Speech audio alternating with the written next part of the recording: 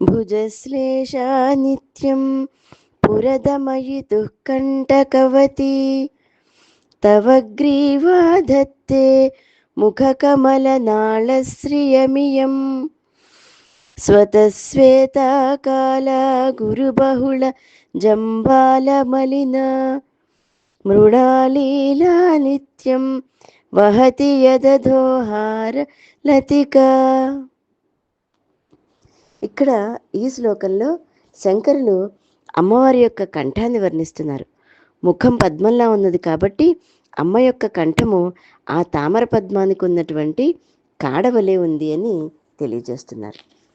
ఇక్కడ భుజశ్లేషానిత్యం పురదమయతు కంటకవతి అంటే అమ్మవారి యొక్క కంఠాన్ని శంకరులు వర్ణిస్తూ ముఖం పద్మంలా ఉంది, ముఖం క్రింది కంఠాన్ని పద్మానికి ఒక నాళంతో పోల్చారు.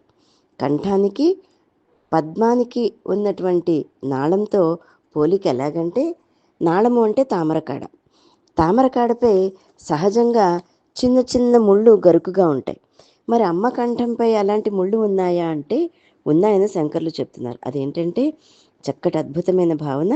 పురదమయితుహు అంటే ఈశ్వరుడి యొక్క భుజాశ్లేషం వల్ల ఆ కంటకాలు ఏర్పడ్డాయంటే అమ్మ యొక్క కంఠాన్ని శివుడు తన యొక్క భుజాలతో ఆలింగన చేసుకున్నప్పుడు అమ్మకు రోమాంచం కలిగింది. ఆ రోమాంచం వల్లనే కంటకవతి అంటే ముళ్ళు ఉన్నట్లుగా అనిపిస్తోందట.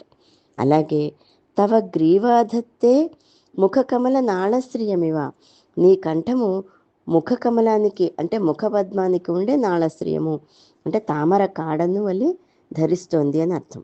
ఇంకా స్వతశ్వేత కాలాగురు బహుళ జంబాల మలిన, ఇంకా తామరకాడ పైభాగంలో ముళ్ళు ఉంటాయి, క్రిందికి పోగా పోగా ముళ్ళు తగ్గిపోతాయి.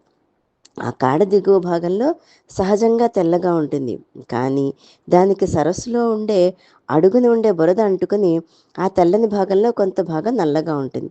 ఇక్కడ తామరకాడని కంఠాంతో పోల్చి చెప్పినప్పుడు ఈ నల్లని రంగు ఎక్కడి నుంచి వచ్చింది అంటే స్వతశ్వేత అంటే స్వయంగా తెల్లదిందైనటువంటి ఆ కంఠానికి హారలతిక అంటే తీగ వంటి ముత్యాల హారం సహజంగా తెలుపు, కానీ దానికి కాలాగరు అనేటువంటి ఒక నల్లని సుగంధ ద్రవ్యం అంటుకుని అక్కడక్కడ నల్లగా ఉంది అనేటువంటి విషయాన్ని తెలియజేస్తున్నారు. ఇంకా మృణాలీలాలిత్యం వహతి యదధో హారలతిక, హారలతిక అంటే తామరతీగ వంటి హారం అని అర్థం. అమ్మ ధరించిన ముత్యాల హారం తామరతీగలా ఉంది. ఆ హారలతిక మృణాలీలాలిత్యం వహతి అంటే తామరతూడు వంటి సౌభాగ్యాన్ని వహిస్తోంది. ఆ తీగ వంటి హారము తామరతూడు వంటి లాలిత్యాన్ని కలిగి ఉంది అనే విషయాన్ని తెలియజేస్తూ ఇక్కడ అహో హారలతిక అనే పాఠాంతరం కూడా ఉందంటే తీగ వంటి హారం ఆశ్చర్యంగా ఉంది అని అర్థం. మొత్తం మీద ఈ శ్లోకంలో అమ్మవారి యొక్క ముఖము పద్మం వలె ఉన్నదని, అమ్మవారి యొక్క కంఠము ఆ పద్మానికి ఉన్న తామర కాడవలే ఉన్నదని, శివుడు కౌగిలించుకోవడం వలన అమ్మవారికి కలిగిన రోమాంచములు తామర కాడపై ఉన్న ముళ్ళవలే ఉన్నాయని, కంఠం కింద పూసుకొని ఉన్నటువంటి కాలాగరు సరస్సులోని బురదవలే ఉంది అని, ఆమె ధరించిన ముత్యాల హారాలు సరస్సులోని తామర తూళ్ల వలె ఉన్నాయని చక్కటి అద్భుతమైన భావాన్ని శంకర భగవత్పాదుల వారు మనకు కలుగజేస్తున్నారు. అటువంటి అద్భుతమైన భావంతో శ్రీమాత్రే నమః.